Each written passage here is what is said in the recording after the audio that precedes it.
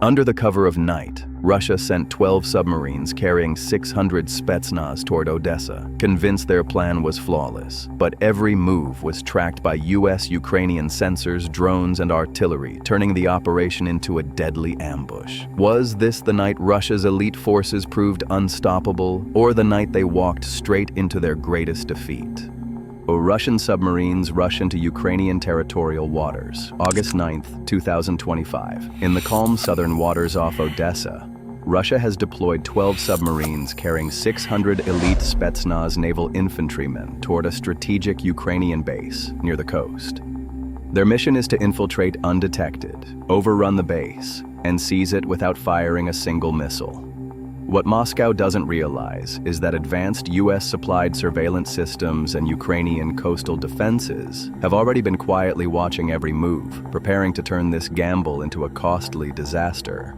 Moscow believes the plan is foolproof. Little do they know, they are hurtling straight into a trap that will destroy them in mere minutes.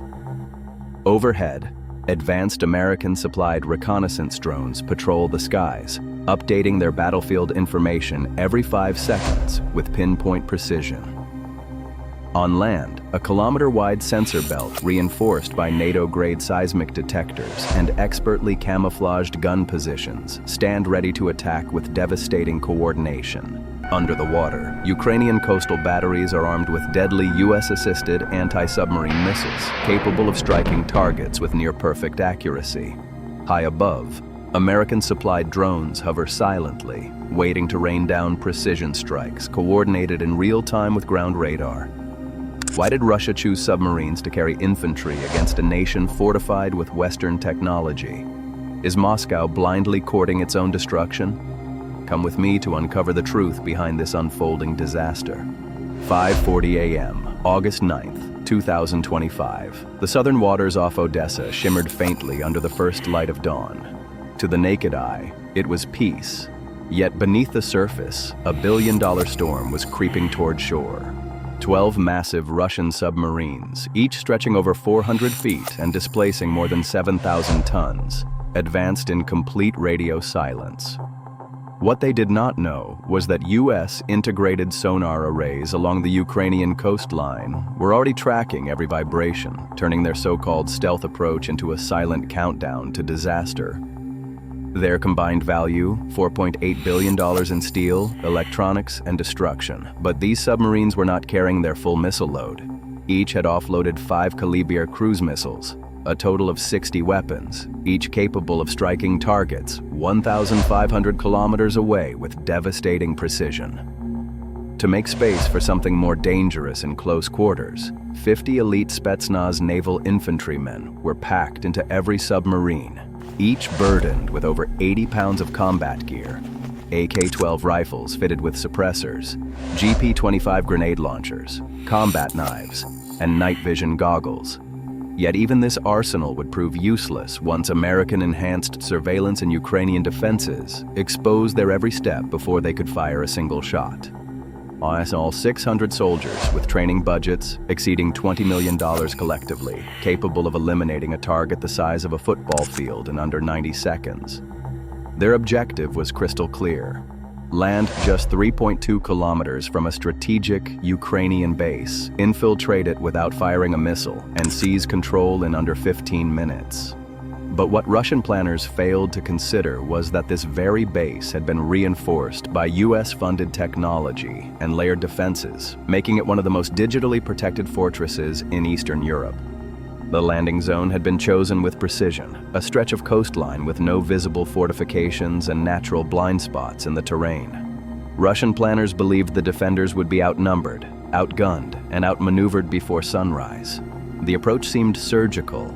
The submarines cruised at 6 knots in the thermocline layer to evade sonar, their periscopes never breaking the surface.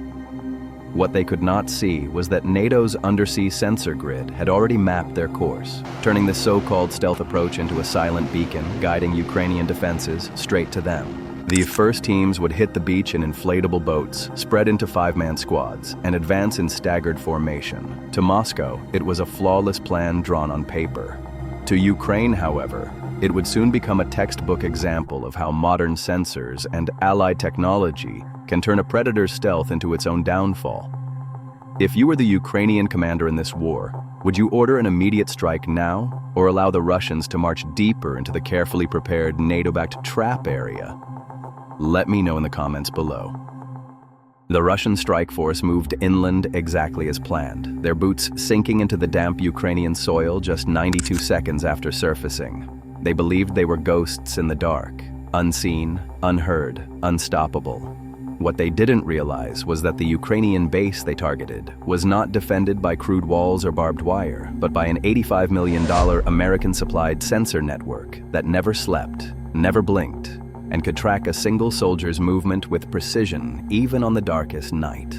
Encircling the base was a 1-kilometer radius perimeter laced with over 240 seismic and motion detectors, each linked to a central U.S. integrated radar array, capable of detecting a human-sized target moving at just 0.2 meters per second.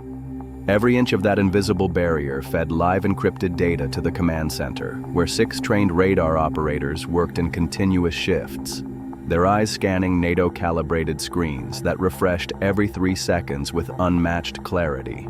On top of that, 14 elevated guard posts were manned 24/7 by rotating squads of 4 disciplined soldiers each. Their overlapping fields of vision eliminated blind spots and created a seamless shield around the base. At night, advanced U.S.-supplied thermal imagers with a detection range of over 200 meters ensured no movement went unnoticed, no matter how subtle. The very moment the first Russian squad crossed into the 1-kilometer detection ring, the American-enhanced system came alive with instant precision. A faint blip appeared on the radar, then another, each tagged automatically by U.S. integrated software. Within just 5 seconds, the computer confirmed multiple intrusions, all heavily armed and advancing. An alert pulsed across the fortified command center, and the senior duty officer picked up the secure phone to the base commander. There was no panic, no shouting, only calm efficiency. The order was simple, reinforced by NATO doctrine drilled into every soldier. Hold positions. Prepare the trap with absolute precision. In less than a minute, Ukrainian defenders began melting into concealed positions, their silhouettes disappearing into trenches, bunkers, and expertly camouflaged nests. Above them, NATO-supplied UAV reconnaissance drones, some no larger than a backpack, were already airborne and circling silently. These advanced platforms fed high-resolution encrypted images back to the commander every 5 seconds, giving Ukraine an information advantage so precise that Russian troops never realized their movements were being tracked in real time. From the moment the radar screens lit up with Russian movement, the Ukrainian commander had just 4 minutes to turn detection into destruction. His orders were precise, confident, and backed by NATO-style coordination that guaranteed every defender knew exactly when and where to strike. Every rifleman, every machine gunner, every sniper was to melt into a firing position. The outer ring of defense, 42 soldiers armed with 7.62mm PKM machine guns captured from earlier battles, and freshly supplied M4 carbines from the United States, shifted silently, using the terrain to mask every movement. Their lines curved into a V-shaped ambush with the base at its heart, designed to funnel the enemy into a killing zone without risking friendly fire. An approach refined through joint Ukrainian-NATO training exercises that emphasized discipline and lethal precision. 10 Ukrainian-built BTR-4E armored personnel carriers, each weighing 17.5 tons and capable of reaching 110 kilometers per hour on open ground, were ordered to swing wide in a flanking maneuver. Their mission: seal the Russians' only retreat back to the sea.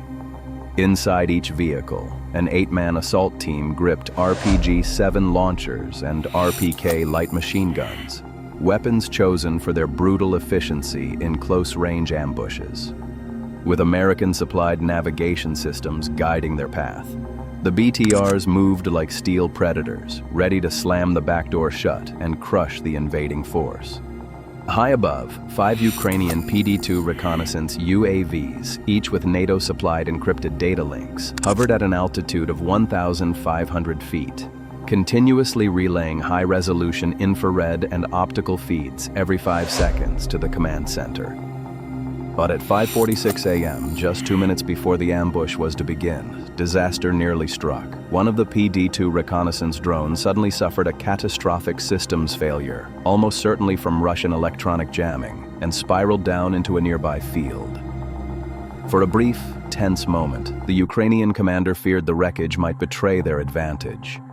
Yet American-supplied counter-jamming support and redundant NATO surveillance feeds filled the gap instantly, ensuring the Russians never realized they were being watched and turning what could have been exposure into merely a fleeting scare. Worse, one BTR-4E in the flanking column ruptured a hydraulic line after striking a hidden ditch, leaving it immobilized and briefly blocking the route for following vehicles. For a moment, it looked like the encirclement might unravel if the Russians broke toward that gap. But the Ukrainian commander reacted instantly, rerouting two other BTR-4Es through a narrow farm track, their NATO-supplied navigation systems guiding them at maximum speed. At the same time, American-trained artillery crews rapidly adjusted their digital firing tables to cover the exposed sector, ensuring that even this setback became part of a controlled battlefield advantage. The gamble worked. The Russians, unaware they were already inside the jaws of a trap, kept pushing deeper into the kill zone. At 5:48 a.m., the commander gave the first signal. Phase 1, fire. 6 American-supplied M134 miniguns, each 6-barreled and capable of unleashing a staggering 6,000 rounds per minute, erupted in unison. In barely 10 seconds, more than 7,000 precision-placed bullets shredded the center of the Russian column, tearing gaps in their formation and forcing even the elite Spetsnaz operators to break cover and scatter into the open fields, exactly where Ukrainian crossfire waited to claim them. That was exactly what Ukraine had prepared for. From both flanks, the ambush teams erupted with disciplined, overlapping bursts of fire, each squad firing in carefully rehearsed patterns. Within just 2 minutes, the confirmed kill count surged to nearly 120 Russian soldiers. The sudden annihilation of almost 1/5 of their assault force shattered the invaders' momentum. Panic spread. Desperation set in. Some Russian squads tried to form hasty defensive circles, while others scrambled blindly for shallow depressions, only to be pinned down mercilessly by NATO-supplied Barrett and AXMC snipers, striking with thermal scopes at 600 meters, their rounds slicing through the morning haze with surgical precision. Every time the Russians tried to return fire, Ukrainian UAV feeds instantly detected their muzzle flashes, transmitting coordinates to mortar batteries equipped with NATO digital fire control systems. Within seconds, aim was adjusted with near-perfect precision, shells raining down before the Russians could even relocate. By 05:53 a.m., the once confident Russian assault force found itself hopelessly trapped, squeezed between the devastating V-shaped kill zone in front and the armored Ukrainian wall pressing in from behind. The commander's calm, steady voice cut through the comms once more, carrying the authority of total control. Phase 2. Seal the perimeter. Leave them no way out. In less than 15 minutes since landing, what had begun as a silent infiltration spiraled into a merciless slaughterhouse. The Russian special forces had stumbled headlong into a battlefield shaped by NATO-grade technology, where American satellite intelligence, Ukrainian sensors, AI-driven targeting, and disciplined human skill fused into one seamless killing machine. Encircled, outmatched, and blinded by superior reconnaissance, there was simply no way out. Don't leave yet, because what happened next would push the operation into an entirely new phase of destruction. This was the real destruction of the Russian army. By 5:54 a.m., the assault force was fully cornered, pinned down by relentless Ukrainian crossfire, while their final escape route to the sea was sealed shut by the armored bulk of the BTR-4E units. Desperation gripped the Spetsnaz team leaders, who hastily switched to encrypted VHF frequencies, transmitting urgent distress calls to their submerged lifeline. But every signal they sent was already being intercepted, triangulated, and jammed by American-supplied electronic warfare suites, ensuring that no cry for help would reach beyond the kill zone. Thus, 12 Russian submarines lay in wait, just 3.2 kilometers offshore, silent in the depths. The response from the sea was immediate and violent. Within 90 seconds, 6 of the subs adjusted depth to 45 meters and locked onto the Ukrainian base's coordinates, using their inertial navigation systems. The order was given: launch all remaining cruise missiles, suppress and rescue from beneath the waves. In an instant, 56 caliber PL cruise missiles erupted in rapid succession, their fiery plumes streaking upward from the dark sea. Yet even as they rose, American radar networks tied into Ukraine's defenses had already marked their signatures, buying precious seconds for interception.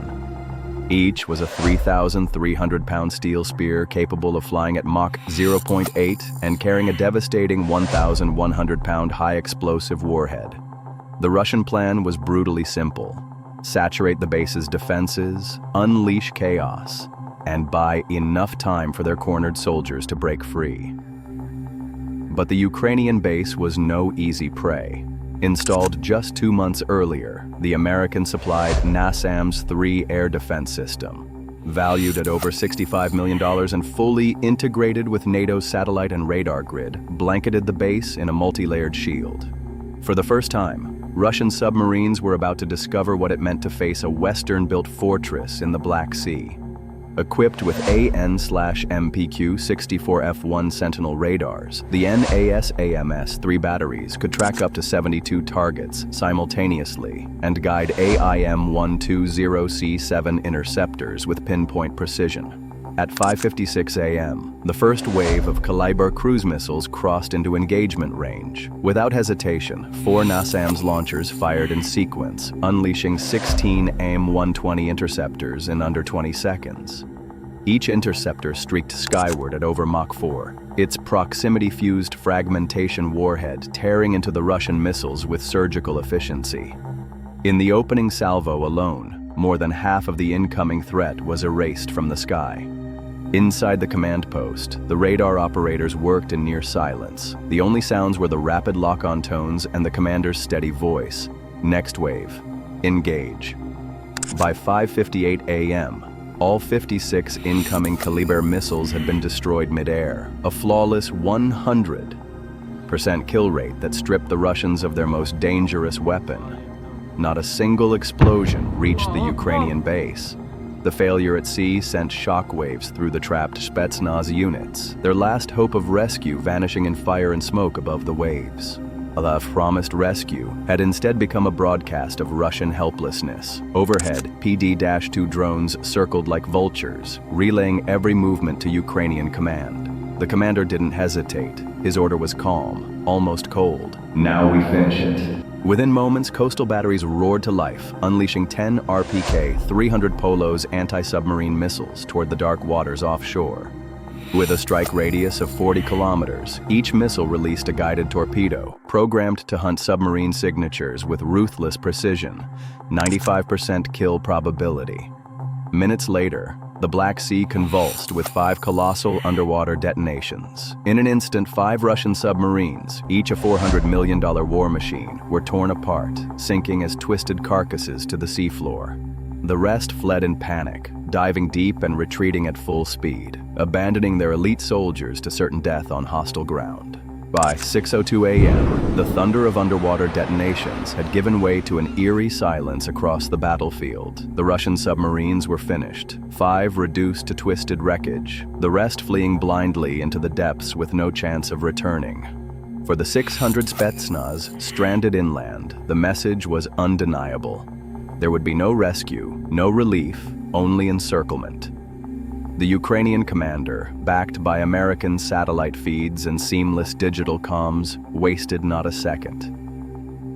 He ordered the BTR-4E units forward to seal the last 200 meters of escape routes, their stabilized 30mm ZTM-1 autocannons sweeping entire tree lines with deadly precision where broken Russian fire teams still tried and failed to regroup. Overhead, the Ukrainian-made PD-2 drones dropped to a low-altitude overwatch pattern at just 600 feet, streaming encrypted video and precise GPS coordinates directly to forward-deployed mortar teams.